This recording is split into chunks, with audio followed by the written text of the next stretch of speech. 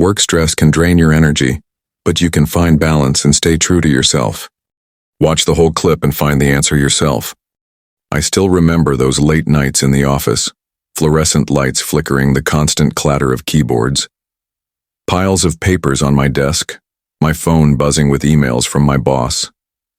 Me, with messy black hair, wrinkled dress shirt and crooked tie, felt like I was sinking. Just get through this project, I told myself, but my heart felt heavy. After work, I slumped in my chair, staring at the clock striking midnight.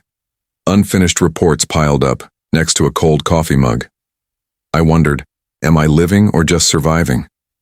Every day I tried to meet expectations, but it felt like my soul was draining away. Back at my apartment, I collapsed on the sofa, surrounded by takeout boxes and dim lamplight. I'd missed my best friend's birthday, canceled family plans, all to chase deadlines. In that quiet room, I felt so alone, like I'd lost myself. When I started my career, I was full of energy. I remember those early days in a bright office, my desk tidy, sunlight streaming through the windows. I loved my job, the thrill of completing a project. Back then, I didn't think about stress or burnout. I was living for my passion. But things slowly changed. Projects piled up, emails never stopped, and my boss kept demanding results. In one meeting, I was criticized for a small mistake.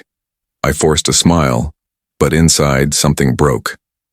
I started to feel my job wasn't my passion anymore. It was a burden. I tried to push through. Late nights, I relied on energy drinks and strong coffee. I told myself, just a bit more and it'll be fine. But my body started to rebel. Headaches, sleeplessness, and an empty feeling every morning I woke up. One morning, I stood in front of the mirror staring at my pale face.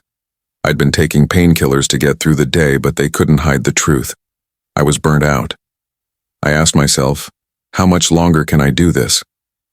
For the first time, I admitted I needed change. One rainy day, I left the office and wandered to a nearby park. I sat on a bench, rain soaking the notebook where I used to jot down creative ideas. I'd stopped dreaming, stopped enjoying life. I sat there, drenched, feeling like I'd lost everything. Then one day in the office break room, I chatted with a colleague. He shared how he managed stress, making time for hobbies, setting boundaries with the boss.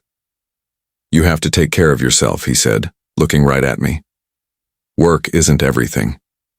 His words were like a spark. That night, I decided to try changing. I bought a journal, writing down things that made me happy, listening to music, taking walks, writing.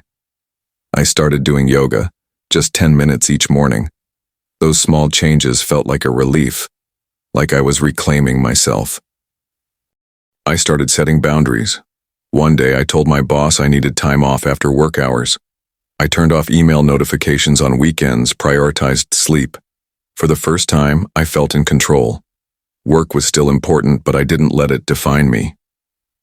I reconnected with friends. One evening at a cafe, I opened up about my stressful months. They listened, shared their own stories, and reminded me I wasn't alone. You're stronger than you think, one said. I felt my heart lighten. My friends planned a park walk just to help me unwind. They encouraged me to draw again like back in school. I brought my sketchbook, sketched a few lines. They clapped, laughed loudly.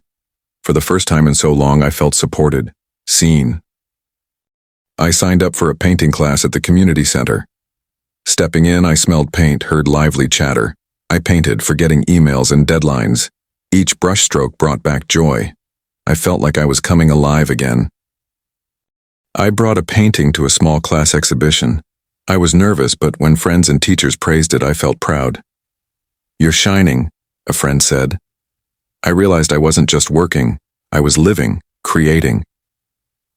Work still had challenges. A new project came and the pressure rose. But this time I didn't let it consume me. I planned, rested on time, and brought my sketchbook to unwind. I learned to face stress without losing myself. I shared my stress management tips with colleagues. In one meeting, I suggested short breaks, and they agreed. My boss even praised my new balance. She's more effective, he said. I felt not just respected, but inspiring. An unexpected opportunity came. I was offered a promotion for my performance and new mindset. I accepted, but on my terms, keeping time for myself.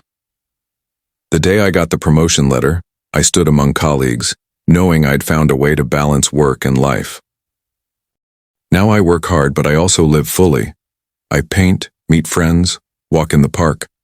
One evening in my studio, friends came to see my art, laughing together. I realized I hadn't just overcome stress. I'd found joy, found myself again. I learned to balance. I still work, but I make time for passions and friends. One afternoon in the park, we spread a picnic blanket, drew, and laughed. I didn't have to choose between work and life. I could have both, because I lived true to myself. I stood on the balcony watching the city glow peacefully at dusk. The lit-up buildings no longer scared me. I once thought work would swallow me, but I found balance. If you're burnt out, remember, you deserve to live for yourself. Find your joy. Be you. How did you get through it? Leave a comment below and let everyone know.